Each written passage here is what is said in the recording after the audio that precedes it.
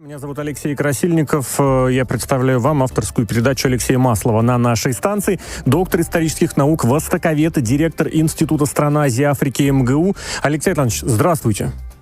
Да, здравствуйте. Прошу вас. Итак, здравствуйте. Мы говорим с вами о Китае, о Востоке, о многих азиатских странах, и мы всегда отталкиваемся от истории в нашей передаче, потому что то, как сегодня живет Азия, это прежде всего наследие истории. И оно не ушло в прошлое, оно влияет на умы людей, на то, как они сегодня рассуждают, обсуждают, ну и самое главное, как они решают многие политические вопросы. И сегодня мы поговорим об одном из, наверное, самых интересных политических деятелей Китая, человеке, который оброс легендами и который является официально первым китайским императором. Зовут его Цинь Шихуанди или просто Цинь Шихуан. Это его императорский титул, именно таким он вошел в историю. Жил он в III веке до нашей эры, и до него все правители именовались просто правителями, ванами.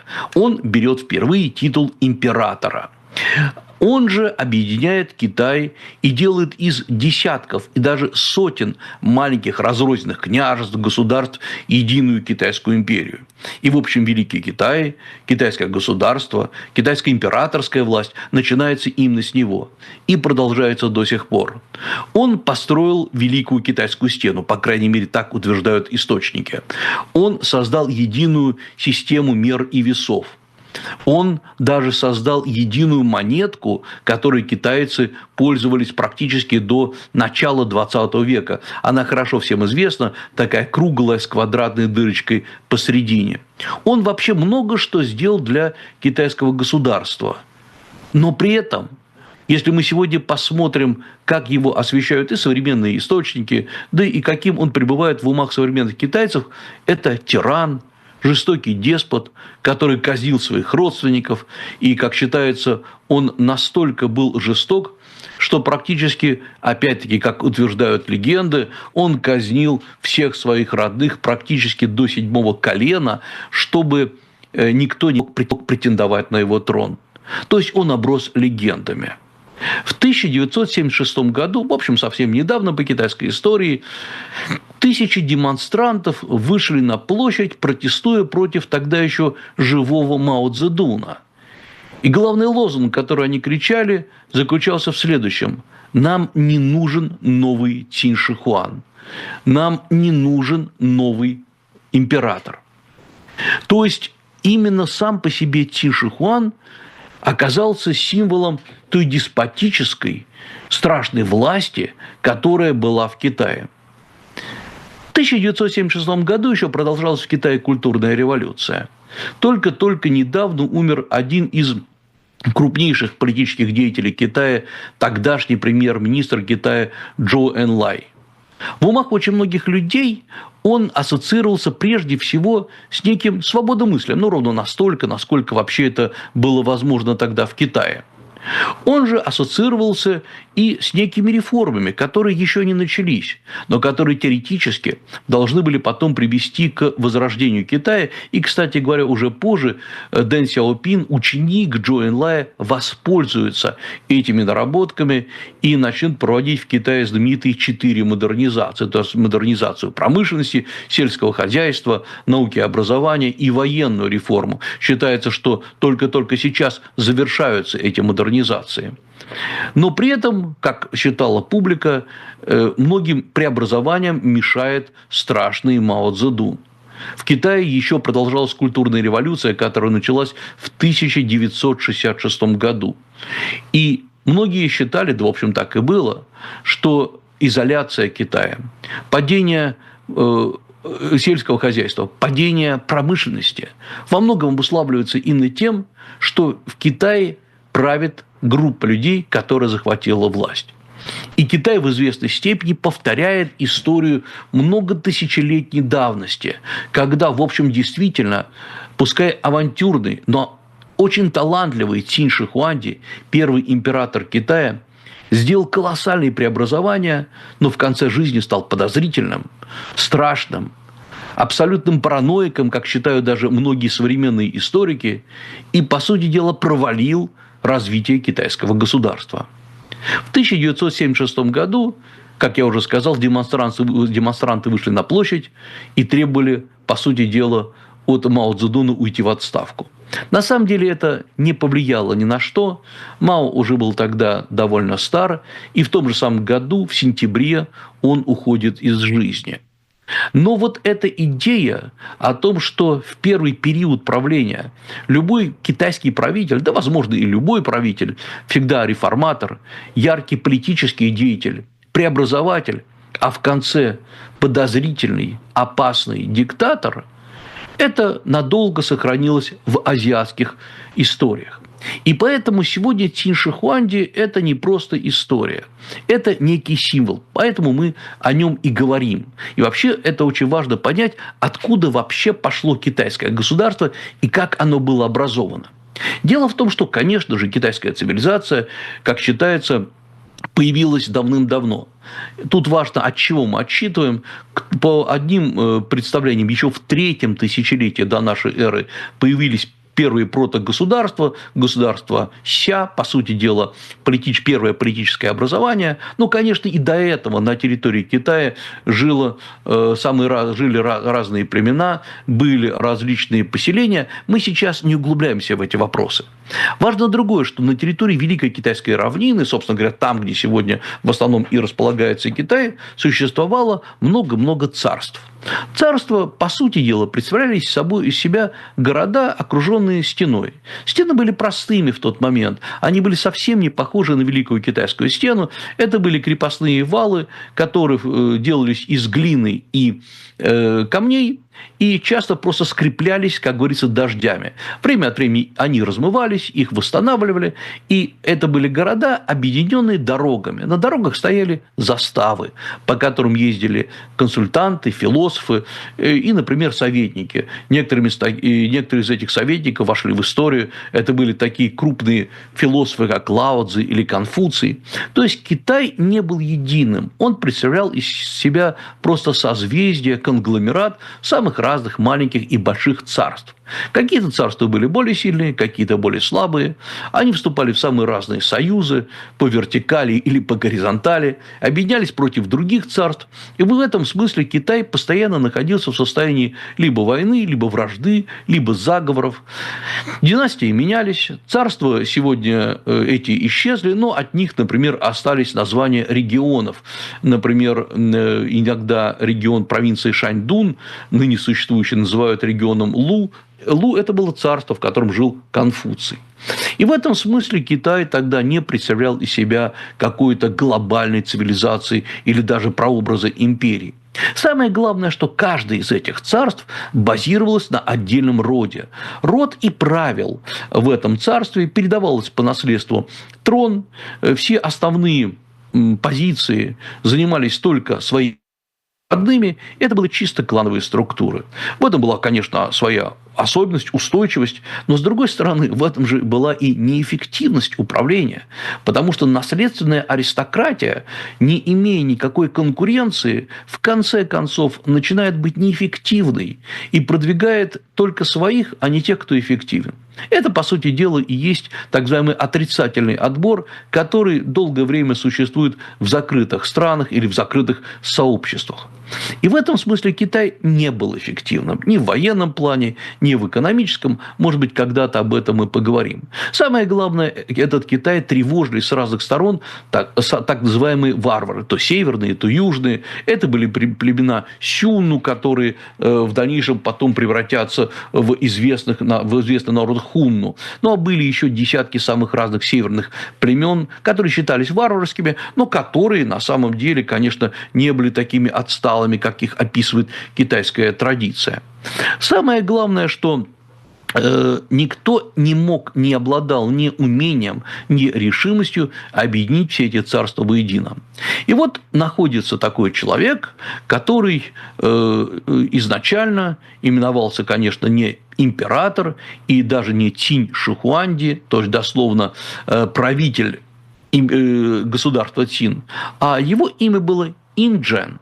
Инджен – это наследственное имя, которое будущий правитель Цин Шихуанди имел при рождении. Вокруг этого тоже есть очень много противоречий.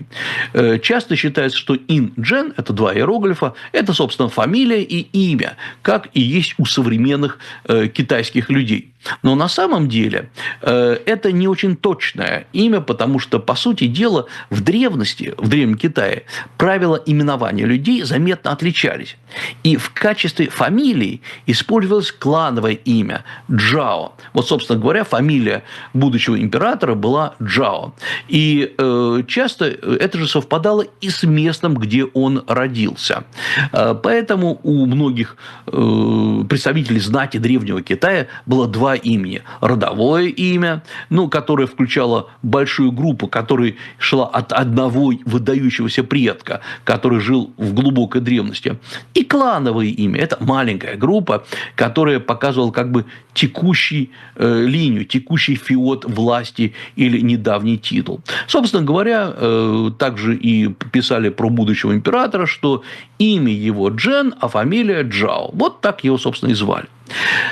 Он был правителем, и вокруг него было немало самых разных, как бы мы сегодня сказали, советников, консультантов. И по происхождению он был действительно одним из старших сыновей довольно известного правителя Цин Чжунсяна, который правил в период Хань. Хань не было единой династии, это были разные разрозненные царства. Дело в том, что его отец умер, и после короткого правления титул правителя переходит его сыну, собственно говоря, будущему Цин Шихуану. Он, вот этот Джао Джен, в тот момент был очень молод и неопытен, а поэтому его обязанности, точнее, ему помогал очень известный военачальник Люй Бувей. Мы бы сегодня назвали его премьер-министром или регентом. Все это происходило в небольшом государстве Цинь. Оно не отличалось ни особым развитием, ни особой мощью, но сам по себе Люй Бувей был человеком очень опытным. Он вошел в историю Китая как выдающийся военачальник, хитрец, заговорщик и очень хороший администратор. Но самое главное, что Люй Бувей сам метил, судя по всему, на трон и пытался воспользоваться тем, что молодой Цин Шихуанди был, в общем, неопытен. Но оказалось, что молодой мальчик потом переиграет своего опытного соперника. В конце концов, когда Цин Шихуанди вырастает, это через 9 лет после формального его прихода к власти, в 235 году он принимает на себя полную власть, вызывает к себе Люй Бувея, тогда опытного военачальника, и изгоняет его за довольно интересное участие в скандале с вдовствующей императрицей Джао. Это еще одна история о нравах Древнего Китая. Я уже говорил, что Цин Шихуанди часто обвиняли в жестокости, в том, что он очень многих казнил. Но на самом деле он жил в таком же жестоком, чудовищном окружении. Вот послушайте историю, которая произошла с ним, которая, по сути дела, наверное, сформировала его сознание. Его мать, тогда вдовствующая правительница Джао, она не очень, судя по всему, хотела отдавать власть.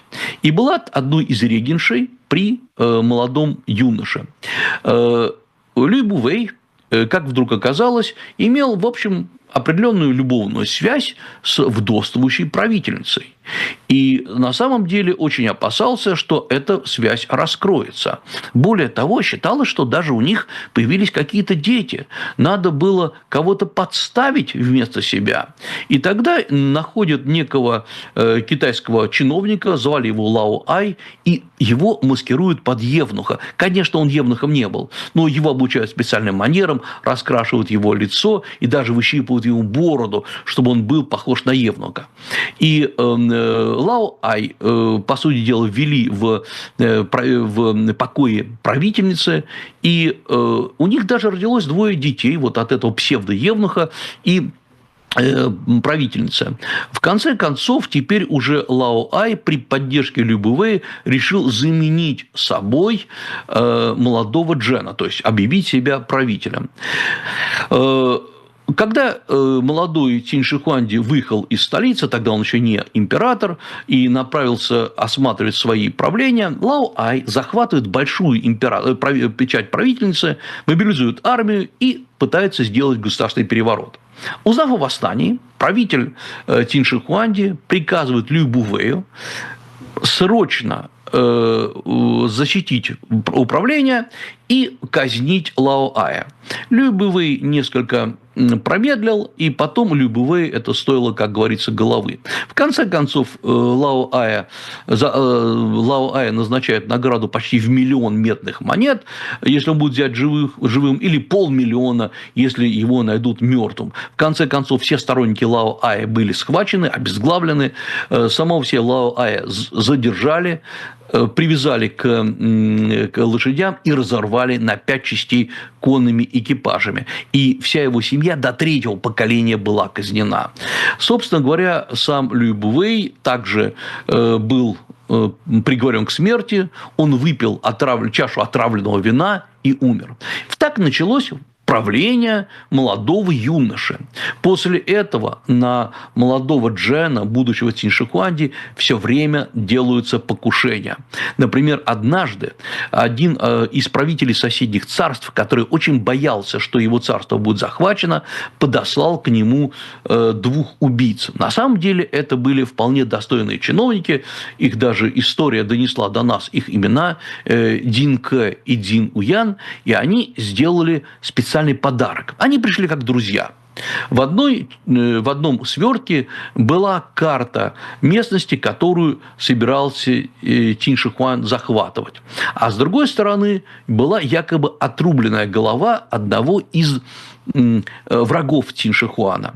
И надо было передать это Цин Шихуану. Когда к нему подошли, человек Дин Кэ, который должен был вручить первый свиток, настолько испугался, что его руки задрожали, и он не мог ничего сделать. Тогда другой убийца Цин Уянь сказал: вы знаете, руки дрожат, потому что он впервые увидел сына неба перед собой. Не надо на него обижаться. И развернул якобы сверток с головой убитого соперника, где на самом деле был завернут нож, и попытался ударить этим ножом. Проблема заключалась в том, что у правителя никто не мог носить никакое оружие, кроме него самого. Оказалось, что сам по себе Цин Шихуан человек мужественный, у него как раз был меч, он его вынул, этот меч, полоснул убийцу по бедру, открылось кровотечение, и в конце концов он сумел лично обуздать этих 2 убийц. Потом постоянно были еще нападения и нападения на него. Например, однажды к нему подослали якобы близкого друга, потрясающего игрока на музыкальных инструментах. И как Цин Шихуанди узнал, что на самом деле это убийца, и догадался о его планах. И не желая даже убивать такого искусного музыканта, он приказал обезглавить его, выколоть ему глаза, что он сумел все равно дальше играть на инструментах. Но и это не помогло, и он, в конце концов, его пришлось убить. В любом случае, Цин Шихуанди постепенно объединяет весь Китай, захватывая все новые и новые царства. И, в конце концов, приблизительно к 221 году он создает Первую империю. Он отказывается от старого титула правитель Ван и называет себя именно императором, и последующие все императоры также именовались. Он вводит, самое главное, единую систему измерений. Например, даже ширина повозки была единая теперь в Китае, чтобы дороги можно было строить по одному стандарту. Он объединяет множество мелких разрозненных стен в одну единую стену, которая потом и стала называться Великой Китайской стеной. Мы как-нибудь о ней поговорим отдельно. Он вводит единый новые иероглифы. Ведь до этого в разных частях Китая писали разными иероглифами. И из-за этого переписка была затруднена. Он делает это в качестве единых иероглифов. И в этом смысле империя становится единой. Он проводит административные реформы. И многие уезды или провинции, которые тогда вводятся в качестве единиц, мы пользуемся ими до сих пор. Он отстраняет отдел наследственную аристократию и вводит конкурентную систему, когда выдающиеся люди, таланты становились на главные позиции. И Китай заработал. Мы потом вернемся как-нибудь к этому вопросу, что тогда по-настоящему случилось. Он пытается и переписать и историю, и вымороть из истории всех предыдущих правителей. И считается, что при нем были сожжены множество книг, чтобы не осталось никаких других великих упоминаний, кроме него самого. При этом он постоянно искал эликсир жизни, посылал экспедиции в дальние страны для того, чтобы найти и в дальние острова. Причем многие экспедиции не возвращались, боясь гнева Цинь-Шихуана. В конце концов, даже одна из экспедиций, как считается, осталась в Японии, там создало китайское поселение. В конце концов, он стал подозрителен и никогда не ночевал в одной и той же местности 2 ночи. Однажды в 2011 году большой метеорит падает недалеко от Хуанхэ, от Желтой реки, и кто-то говорит, это плохой знак. Первый император скоро умрет, а земля его будет разделена. Цинь Шихуанди попытался найти заговорщиков, так и не нашел, но действительно в 210 году, то есть через год после этого события, путешествуя, ему вдруг стало плохо, он упал и умер. По легенде, настолько боялись его смерти, что его тело еще год возили по разным городам, обложенное холодной рыбой, чтобы тело не разлагалось. Как считается, скорее всего, он умер от приема различных препаратов и пилюль бессмертия в 49 лет. А его наследие долго не продержалось. Буквально через империю принял его сын, и через несколько лет Первая империя распалась, и потом Китай стал возвращаться именно к императорской власти уже Алексей Иванович, через много давайте лет. небольшой перерыв сделаем. Прошу прощения, после новостей.